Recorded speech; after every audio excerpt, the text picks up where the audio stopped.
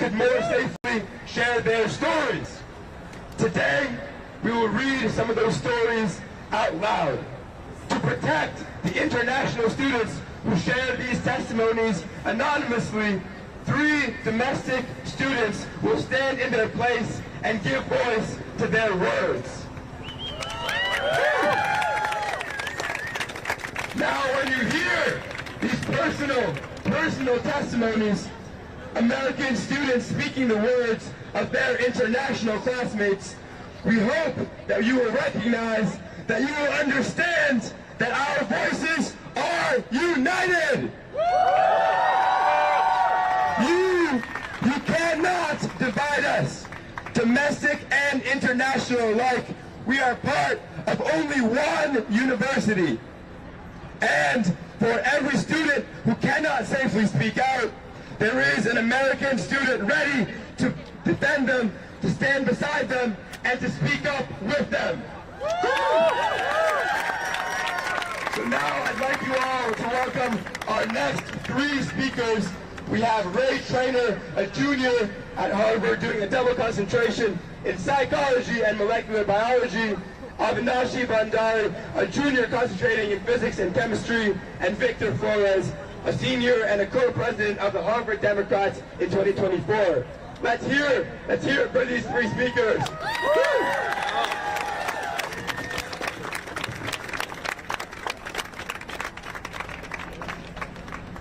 Can everybody hear me? No. Okay. Can everybody hear me? Yeah. Awesome. Okay, so this is my first time speaking at a protest. Thank you. And as a science student at Harvard, I know that international students contribute so much to our scientific community and to our community of friends. I could say so much about how Trump is targeting our research and our student body, both our ability to produce knowledge and to share it.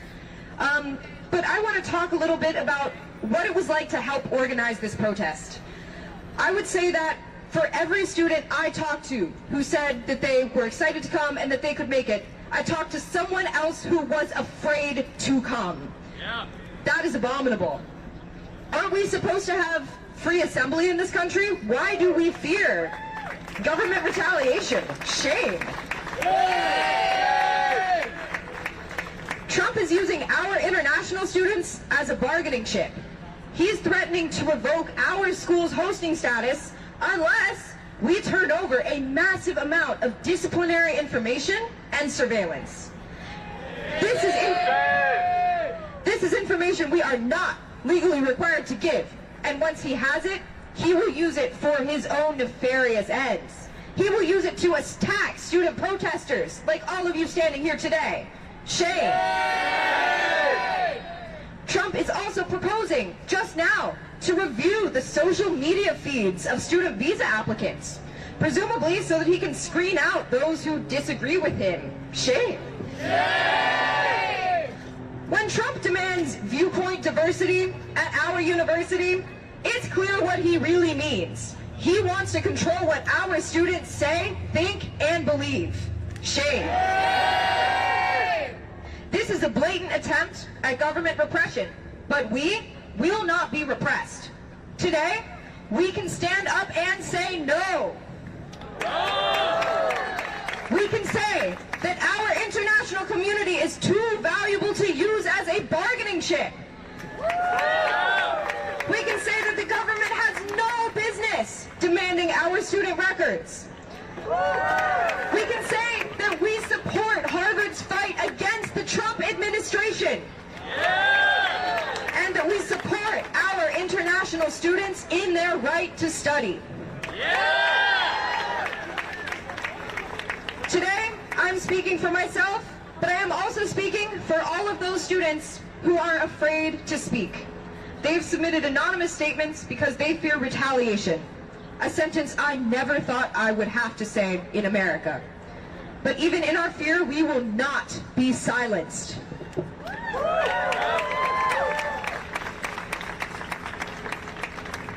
Okay, our first statement, my first statement, comes from an international student who is a freshman in the class of 2028. And they said, "I am enraged and infuriated by the Trump administration's decision to revoke Harvard's SEVP certification, the latest episode in a series of vicious attacks against our university. This has nothing to do with fighting anti-Semitism or pro-terrorist sympathies on campus, and everything to do with punishing our university for its refusal to bend its knees and lick Trump's boots. We stand united against the illegal and unconstitutional actions of this administration, and we will not give up the fight. Hasta la victoria siempre."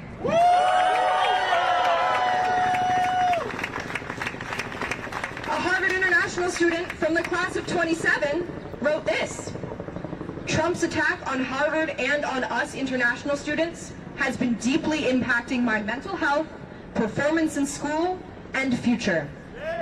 Shame. As a government student, my focus has shifted from understanding the world to fighting for my own rights in a country that is built on the very idea of freedom. No country can ever take democracy for granted, and I hope that people will stand up for it. Suddenly, everything in my life feels uncertain, including coming back to America in the fall. Seeing what happened to students who speak out, my family is really worried about my safety in the U.S. Shame! Shame! I'll turn it over to our next speaker, Avinashi. Can you hear me? All right. Yeah, I want to echo a lot of what Ray has said. I'm appalled just to have to be up here to defend my international student friends. This is a place that I never thought I would get living here in the U.S. But I want to speak as a physics and chemistry concentrator. I've found that frequently, actually, we're some of the least vocal activists on campus, which at a time like this would be a real injustice. As people studying science, we know that the only way that we can successfully do so is by collaborating with all students, especially international ones. I can speak from my own experience here, right?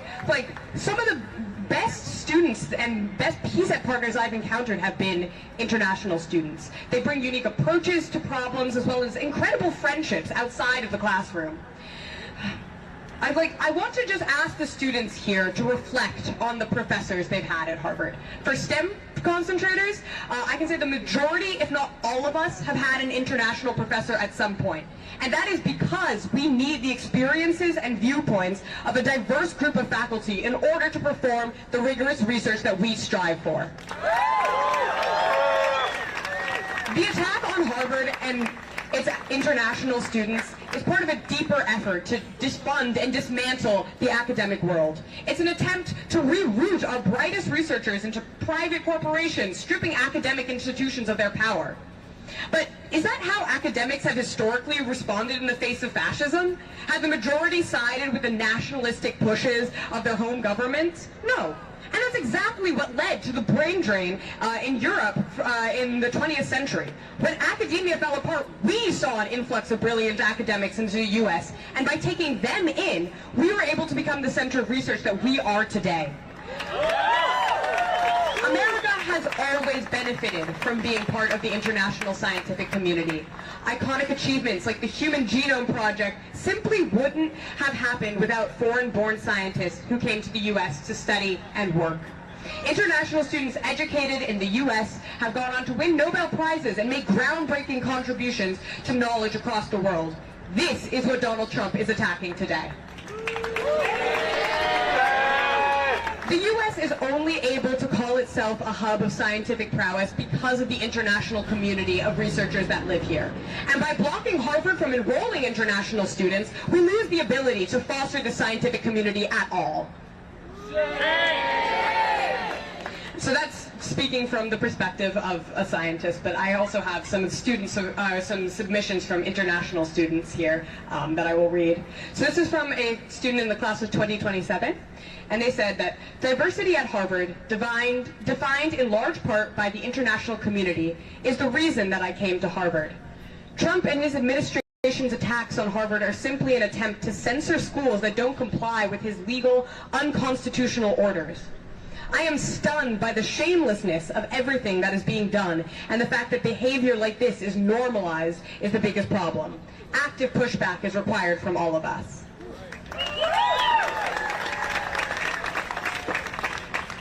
Another sophomore international student says, "I come from a country that has a well-protected human rights and democratic values.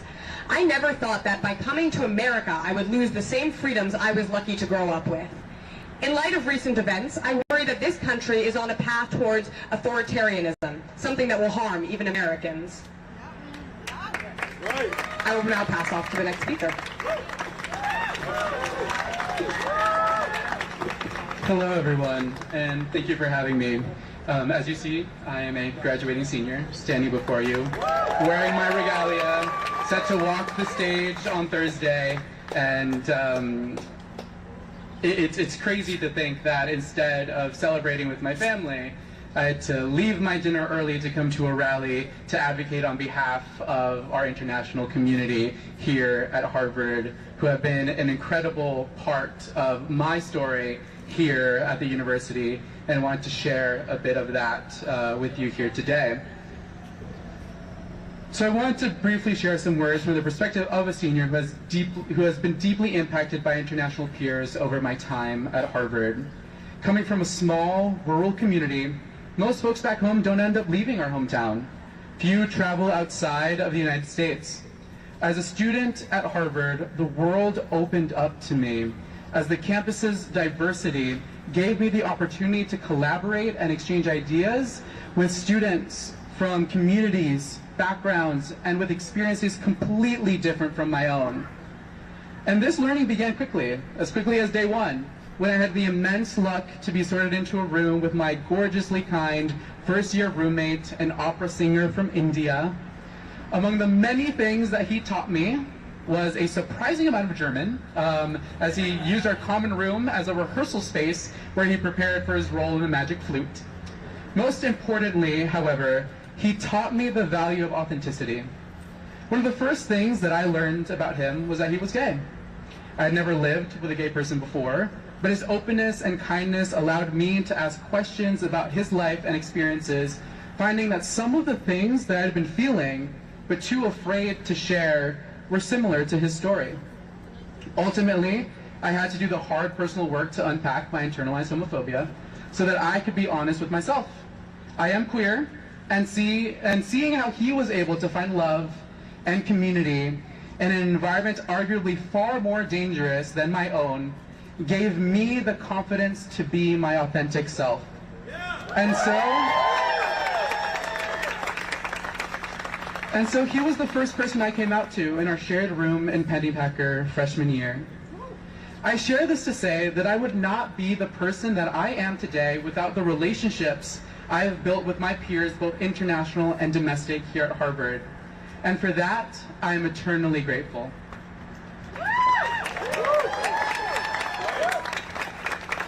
It is also to say that the events over the past few months have made clear that capitulating to the Trump administration by eliminating affinity graduations or providing the disciplinary records of students without telling them what of their records has been shared will never be enough.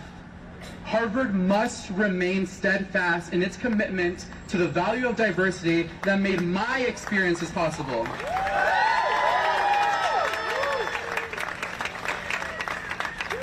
Now, I thank you all for the opportunity to share my perspective, but now I'd love to share those of my peers who cannot be here with us today without great risk. From the class of 2027, to everyone, no matter where you lie on the political spectrum, I hope this matter opens your eyes. College is an opportunity to learn from your peers. The perspectives international students bring to the table make their peers better and more prepared to take on the world. Harvard is not Harvard without its internationals.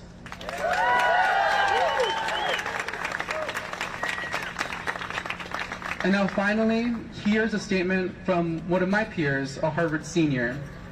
The Trump administration says that it is a privilege for Harvard to host international students.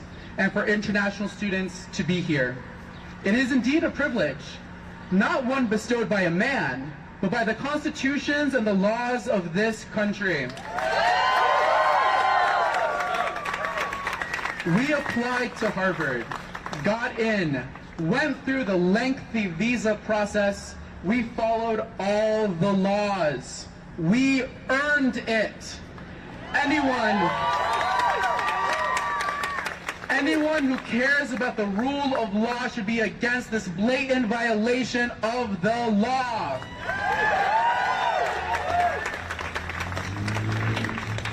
So thank you all once again for having me and my domestic peers up here to be able to share the perspectives of our international students. We urge you to continue to listen to those of the international students and the international community that are able to step up and step forward. And for those of you who are fearful, rightly so, know that you have the backing of the rest of the Harvard community to stand up for you, to be your representatives, and to advocate so that you don't have to risk being here to do so. Thank you all.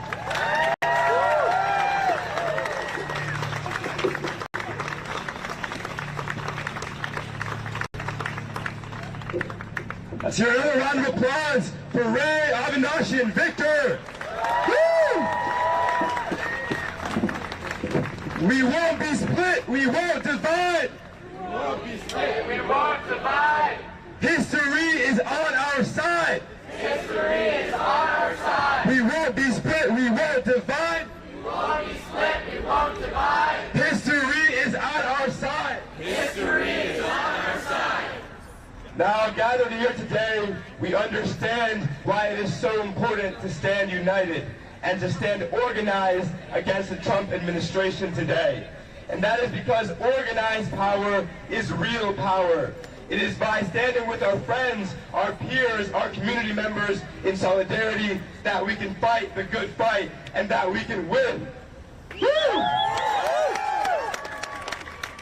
Because when immigrants are under attack, what do we do? Stand up, fight back. I said when immigrants are under attack, what do we do? Stand up, fight back. What do we do? Stand up, fight back. What do we do? Stand up, fight back.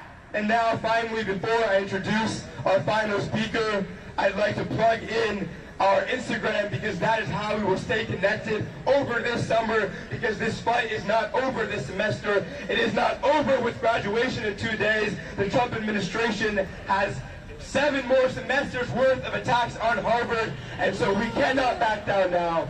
And so our Instagram is Harvard Students for Freedom. The 4 is the number 4. Again, that's Harvard Students for Freedom. And you can join there with the link in the bio. Thank you. And now, last but very, very certainly not least, I'd like to introduce a dear friend, an international student from Sweden and a co-founder of Students for Freedom. Let's hear it for Leo! Woo!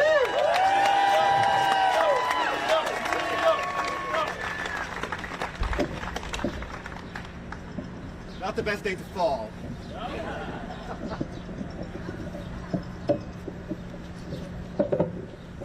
Great, can you all hear me? Great. Thank you so much, Nuriel, and thank you all who showed up from the Harvard community, from the Cambridge community, and beyond. The last couple of weeks have been nothing what I expected senior spring to be. In response to Trump's assault on higher education and on free speech, we started to mobilize this movement, Students for Freedom. Woo! And I have taken every opportunity to stand up for the values that were the reasons that I came to America in the first place. Freedom of speech, academic freedom, the promise of America. And because of that, I've lived with a constant fear of not being able to attend this commencement and graduate. When a man looks at me for a couple more seconds than usual, my heartbeat has started going up. Because it might be an ICE agent who's about to detain me like they did with Romesa Ozturk, Mahmoud Khalil, and Ksenia Petrova. I can no longer count how many times people have told me that what I'm doing is too risky, that I need to get a lawyer, that it's not worth it, that I should be careful with what I say. And that, my friends, should be proof enough that this country is on a very, very dangerous track. And in his attempt to dictate our speech and take over this university, Trump is willing to use all internationals as poker chips, as collateral. It is deeply, deeply dehumanizing. He's throwing people's lives into chaos, and the uncertainty itself will deter people from coming to America to study and do research. Because without these international students, Harvard is not Harvard. That's right.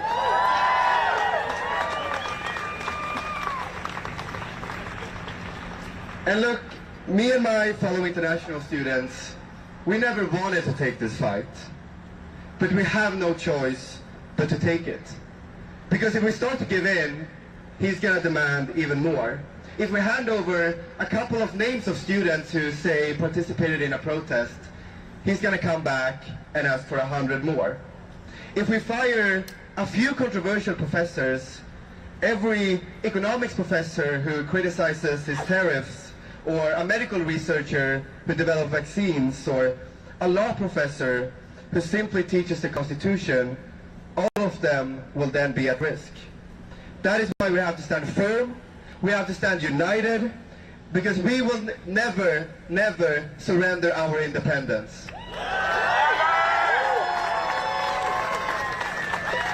So Harvard, please join me in saying no to every single one of Trump's demands. Are we going to let Trump dictate what can be said in our classrooms? No! Louder! No! Are we going to let Trump fire professors who disagree with him? No!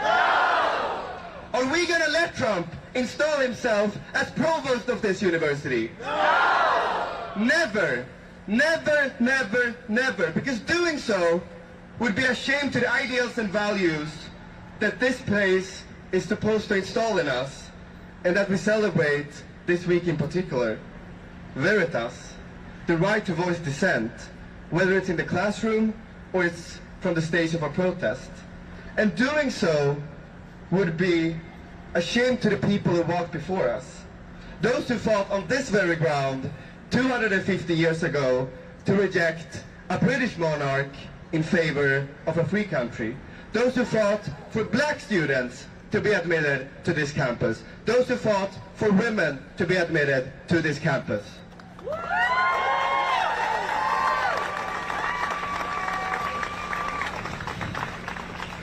My fellow Harvard students, we are in an equally important moment right now. One that will define not only the history, the course of history of this university, but one that will serve as an example for the rest of the country, for the rest of the world. Because if we give up, others will surely follow suit. We can never allow that to happen. We will never allow that to happen. Because, my friends, Trump's intentions, they are pretty clear. He wants to rule as a dictator.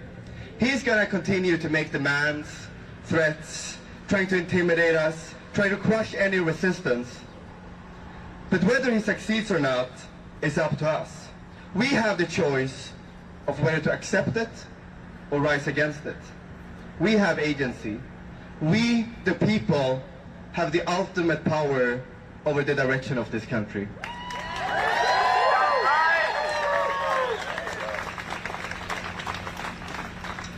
And since we're gathering here around the time of commencement, let me use this opportunity to say something to my fellow class of 2025 graduates.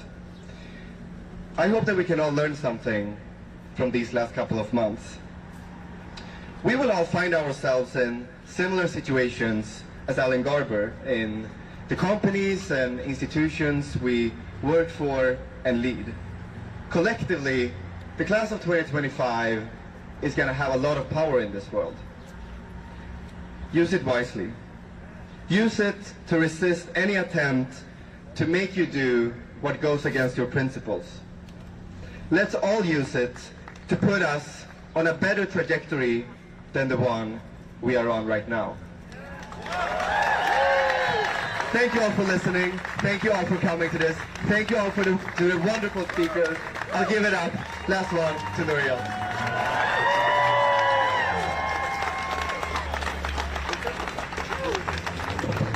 All right, thank you everybody for being here. Again, follow the Instagram Harvard Students for Freedom. Stay connected, stay in touch, and don't give up the fight. Thank you.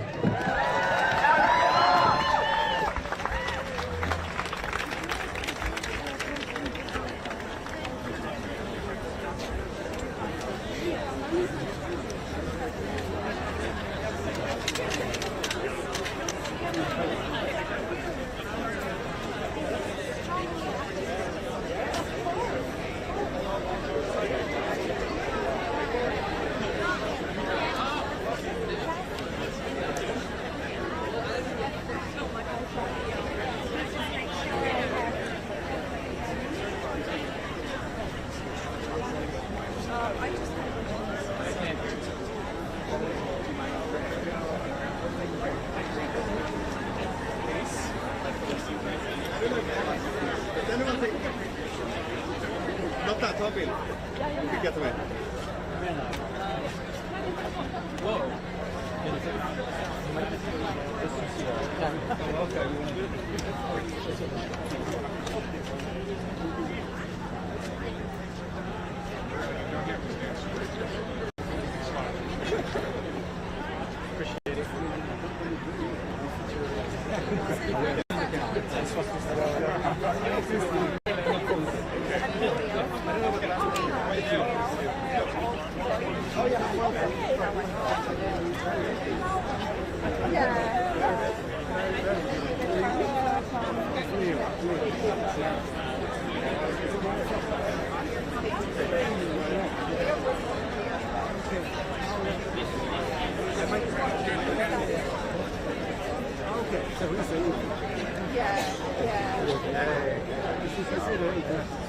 No, he's domestic because he was born here. Oh yes, we just met. Hi, Nouriel. Nice to meet you. So good to meet you. You have a very loud, speak out voice. Oh, I try my best. Oh, I know I've lost my voice. I was too much fun. Nouriel, I heard you and Jay were a quick interview. For the Times. All right. So, we're going to speak about how Harvard seemingly become a lot more united. These past few months, different places is really especially compared to where we were, Harvard 2023. You guys are both a big I know you guys worked together on that protocol, but when it came to oversight and all that, you were and so I know you were, criticizing Harvard's leadership to some of the so, I don't know, Nouriel, you can start. Tell me, have you observed that yourself? Have you felt the community, the campus more united over the past few months? Yeah, 100%. Definitely become much more united. I think just under the common threat of not only the livelihoods and industry of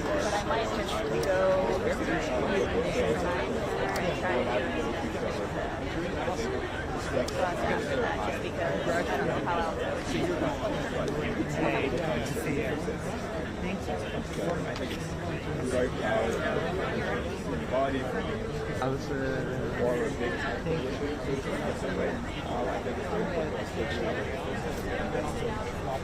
I think what gives us good was really about our version of the point as communication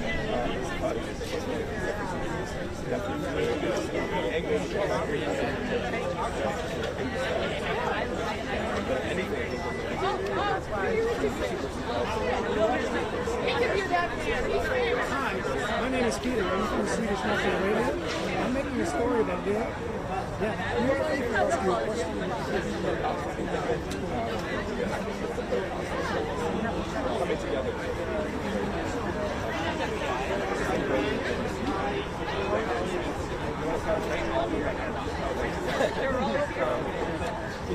briefly before I get to Jacob, tell me before I start recording, like looking over some of the speakers at this rally.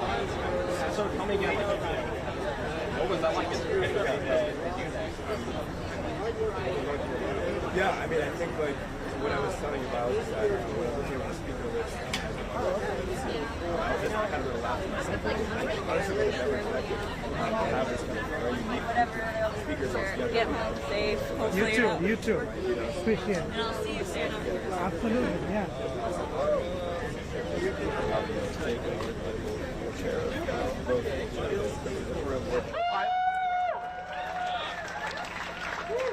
I often tell my students that you came to Harvard to do something big because you want another fact and people. Rolling and Looks at me. Ultimatum. Pour moi, si vous voulez, le fait que, encore une fois, les appels à l'intifada, c'est pas quelque chose qui est protégé par le premier amendement. Ça devrait être initialement compris par l'ultimatum. Pour moi, si vous voulez, le fait que, encore une fois, les appels à l'intifada, ultimatum. Pour moi, si vous voulez, le fait que, encore une fois, les appels à l'intifada, c'est pas quelque chose qui est protégé par le premier amendement. Ça devrait être initialement compris par l'université et pas forcé par l'administration fédérale. The America that we believe in. I often tell my students that you came to Harvard, the America that we believe in. justice. We stand here today to affirm that international The America that we believe in. I often tell my students that you came to Harvard to do something big because you wanted to do something big, because you wanted to make a difference in the world. Right now, you are doing that. The world is watching as we speak, and we speak up for an ideal of America. This is what we are fighting for, and I know together that we can win. Thank you.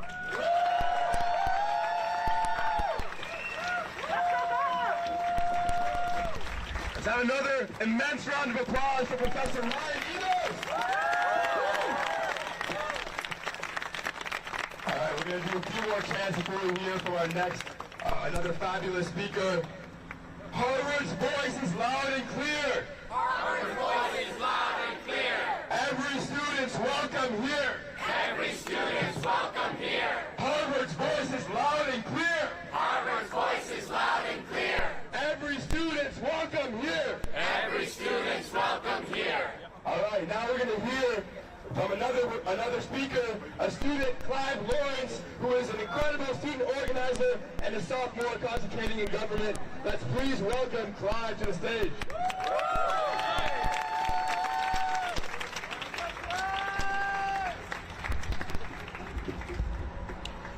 When immigrants are under attack, what do we do?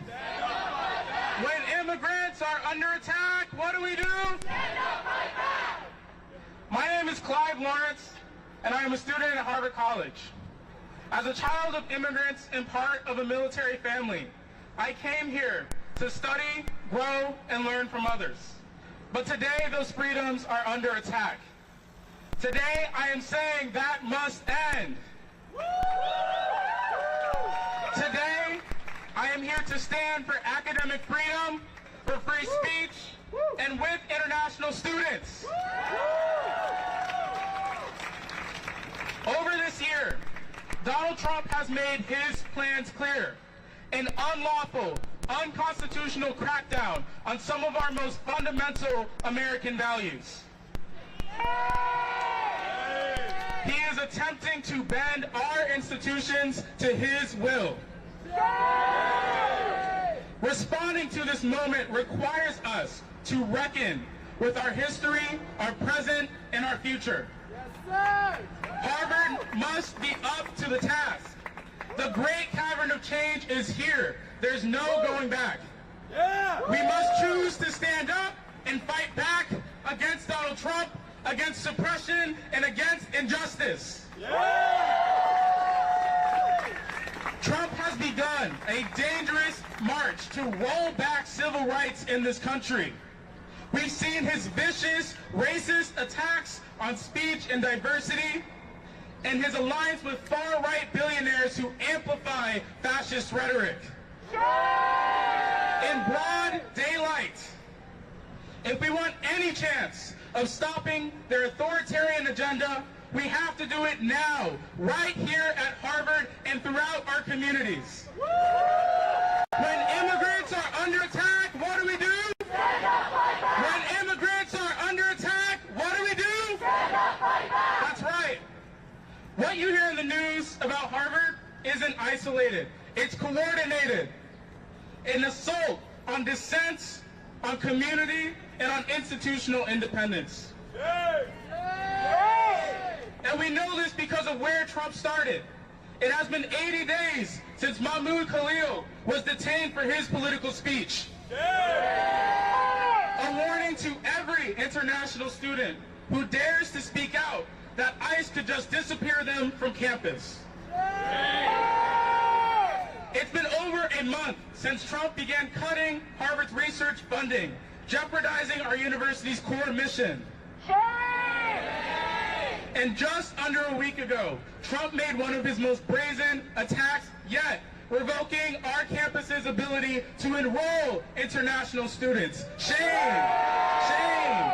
Are we going to let that stand? No! Are we going to let that stand? No! What do we need to do? We need to stand firm! Stand firm! Stand firm! Stand firm! Stand firm! That's right. We have to end these attacks. It is up to us, each and every one of us. You already know this by being here. Harvard's mission is under siege, not in theory, but in practice. Trump's policies are choking our ability to teach, to learn, and to grow. But we also know something else. When students build power, we win. When campuses build power, we win. When communities build power, we win. History proves it. When students push back against oppression, when we organize with working people and fight for justice, we what? We win. At Harvard, we are joining a long line of anti-war movements, of civil rights movements that show how exactly we can bring about change. And today, we commit ourselves again to resistance and solidarity, especially now more than ever for our international peers. But we must be clear. This is not the kind of solidarity where leaders say one thing and do another, or worse, don't do anything at all. Harvard will only continue fighting for its international students as far as we push it to. Because we mobilize, we can be proud that Harvard is taking Trump to court. But if we want our campus to truly reflect justice, inclusion, and belonging, we must go further together. So let's keep building this movement. For students here, join student groups. For communities here, join community organizations. March in solidarity. Demand protection for our peers and hold our university accountable every step of the way. Because history doesn't remember those who sat quietly while democracy was dismantled. They remember us, the ones who organized, the risk takers, the ones who stood up when it mattered most. We are those people. We are that moment, and our power is just beginning. Let's get to work. Thank you.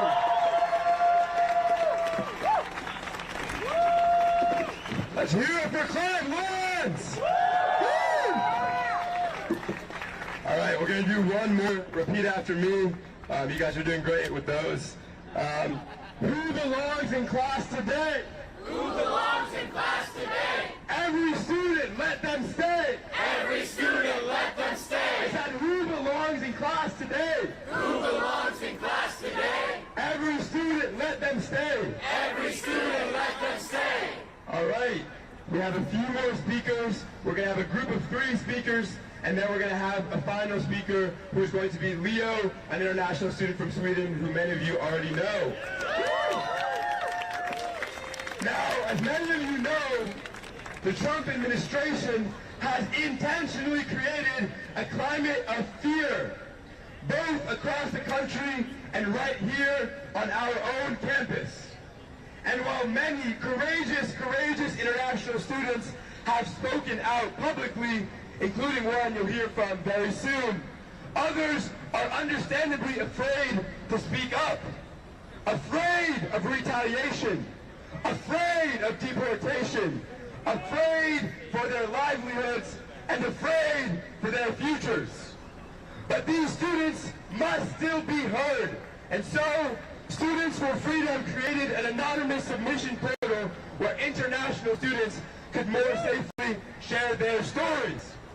Today, we will read some of those stories out loud.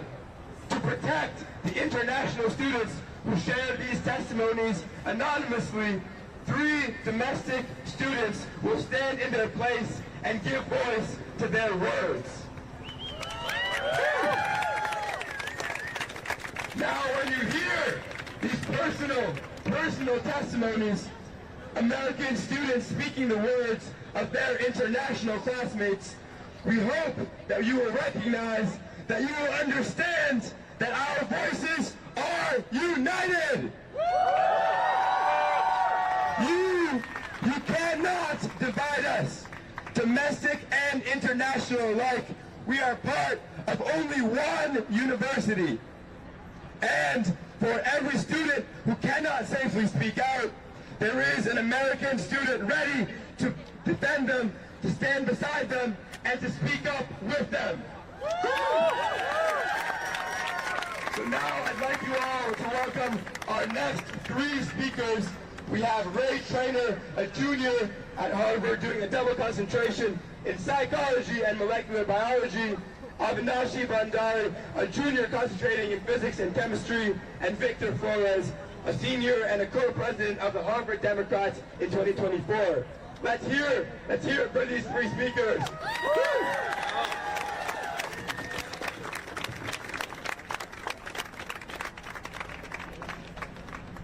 Can everybody hear me?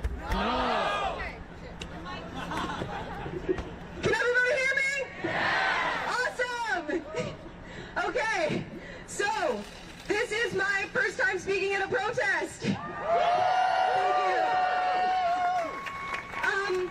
And as a science student at Harvard, I know that international students contribute so much to our scientific community and to our community of friends. I could say so much about how Trump is targeting our research and our student body, both our ability to produce knowledge and to share it.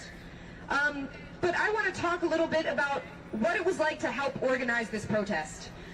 I would say that for every student I talked to who said that they were excited to come and that they could make it, I talked to someone else who was afraid to come. Yeah. That is abominable. Aren't we supposed to have free assembly in this country? Why do we fear government retaliation? Shame. Yay! Trump is using our international students as a bargaining chip. He's threatening to revoke our school's hosting status unless we turn over a massive amount of disciplinary information and surveillance.